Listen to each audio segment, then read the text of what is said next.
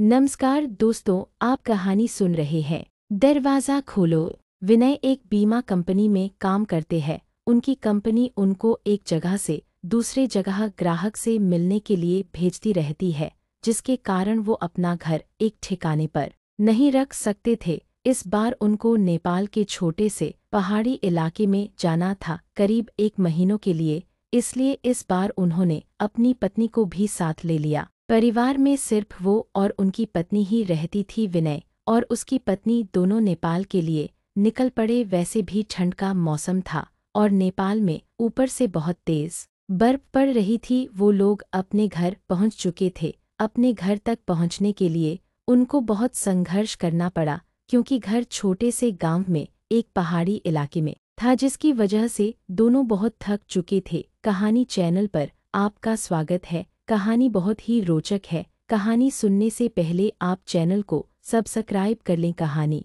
पसंद आने पर वीडियो को लाइक एवं शेयर जरूर करें। आपका यह सहयोग अमूल्य है। कहानी आगे। रात के 12:30 बज चुके थे। जहां वो रह रहे थे वहां दूसरे घर एक दूसरों से बहुत दूर दूर थे। बाहर जोरों से ठंडी हवा और बर्फ गिर रही थी। दोनों अपने रजाई में दुबक कर आराम ही कर रहे थे कि अचानक उनको लगा कि किसी ने उनके घर का दरवाज़ा खटखटाया है। फिर उन्होंने सोचा कि क्या पता तेज़ हवा चलने की वजह से ऐसा जो रहा हो, इसीलिए उन्होंने उसको अनदेखा कर दिया। अगली सुबह विनय जिस काम के लिए आया था उसके लिए वो निकल पड़ा। उसकी पत्नी घर में अकेले ही थी। उसको समझ नहीं आ रहा था कि वो घर में बैठे वक्त कैसे बिताए।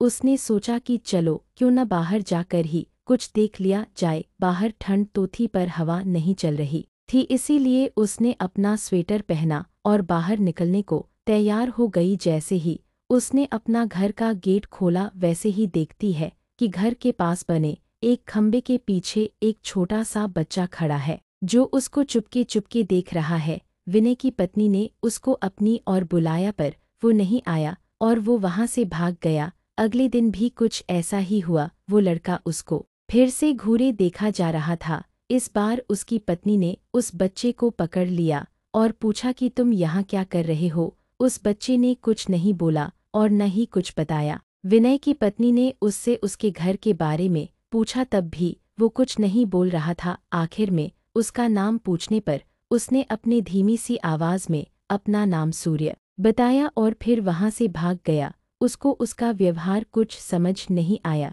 ये सिलसिला ऐसे ही चलता रहा।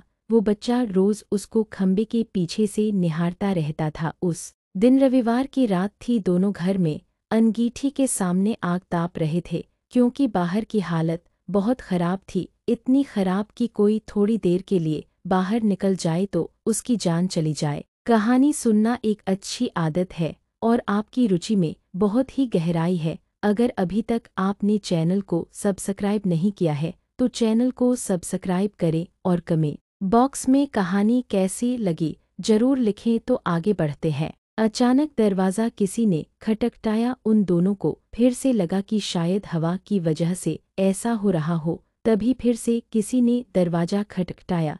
इस बार खटखटाने की आवाज़ साफ आ रही थी। ये आवाज़ सुनकर दोनों डर गए, क्योंकि इतनी रात को वो भी जान ले लेने वाली ठंड में आखिर कौन हो सकता है। दोनों केवल एक दूसरे का मुंह देख रहे थे। अचानक दरवाजे के बाहर से धीरे धीरे रोने की आवाज़ आने लगी। तभी विनय ने जोर से आवाज़ में बोला, बैकस्लैश कौन है बाहर। बैकस्लैश कुछ देर तक आवाज़ तो नहीं आई, पर बाद में एक धीमी सी आवाज़ आई, बैकस्लैश दरवाज़ा खोलो।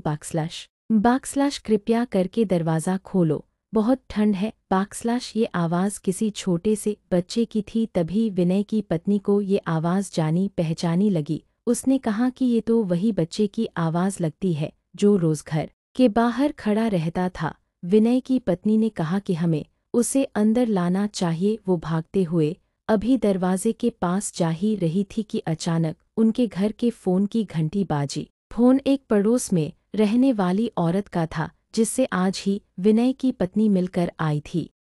विनय की पत्नी ने फ़ोन उठाया। वहाँ से उस औरत की आवाज़ आई, बैकस्लैश हेलो जी, मैं आपको बताना भूल गई थी कि अगर आपके घर के बाहर कोई भी दरवाज़ा खटखटाए तो उसको मत खोलना।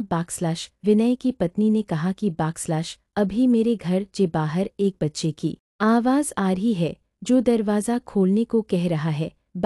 तभी उस औरत ने कहा कि नहीं, आप बिल्कुल मत खोलना, वो असल में एक आत्मा है। यहाँ जब जब तेज़ आंधी और ठंड पड़ती है वो तब तब सबके घर के बाहर जाता है और दरवाज़ा खोलने को कहता है। वो ठंड का बहाना बनाता है और दरवाज़ा खुलवाने की कोशिश करता है।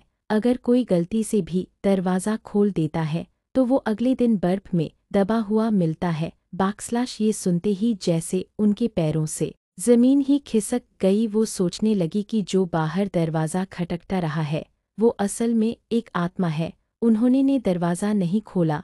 अगले दिन ही वो दोनों भागकर पड़ोसी के पास गए और पूरे मामले के बारे में पूछा। उस औरत ने बताया कि इस गांव में एक परिवार रहता था। पहाड़ टूटने की वजह से उस परिवार का विनाश हो गया। बस एक बच्चा बच गया। वो दूसरों के घर जा जाकर खाना मांगता। एक दिन बहुत जोरों से बर्फ की आंधी पड़ रही थी। वो दूसरों के घर के बाहर दरवाज़ा खटखटा कर घर के अंदर आने को गुहार लगा रहा था, पर किसी ने भी उसकी गुहार नहीं सुनी। ठंड की वजह से सब अपने घरों में दुबके हुए थे। कल सुबह होने पर उस बच्चे की लाश बर्फ में अकड़ी हुई मिली। आज भी कभी भी जोरों से बर्फ की आंधी आती है तो उसकी आत्मा सबके घर के पास आती है और गुहार लगाती है। ये सब सुनकर दोनों हैरान रह गए, लेकिन वो वहाँ एक महीने जब तक रहे तब तक 3-4 बार उनके साथ ऐसा ही हुआ। लेकिन विनय का काम खत्म हो जाने पर वो वहाँ से चले गए।